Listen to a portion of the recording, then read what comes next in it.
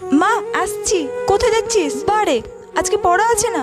শোন মনা, তোর স্যারকে বলবি এই সন্ধ্যাবেলার দিকের পড়াটা সকালবেলার দিকে করিয়ে দিতে। তোর আস্তে আস্তে সেই কত রাত্রি হয়ে যায় বলতো। বলবো এই ফোনটা নিয়ে যা। আর শোন, পড়া হয়ে গেলে কিন্তু কোচিং থেকে একদম বের হবি না।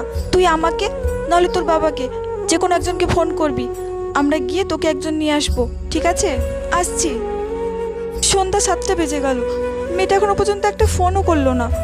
আর আমিও যে একটু এগিয়ে যাব, রাস্তাঘাটে এমন অন্ধকার, বেরোতেই যেন ভয় লাগে। অন্যদিন তো মেয়েটা অনেক আগেই ছুটি হয়ে যায়, বাড়ি চলে আসে। আজকে তো দেরি হচ্ছে কেন? মা, মা, আমি এসব কি ভাবছি? না না, অন্ধকার হোক আর যাই হোক, আমি এক্ষুনি আমার মেয়ের কাছে যাব।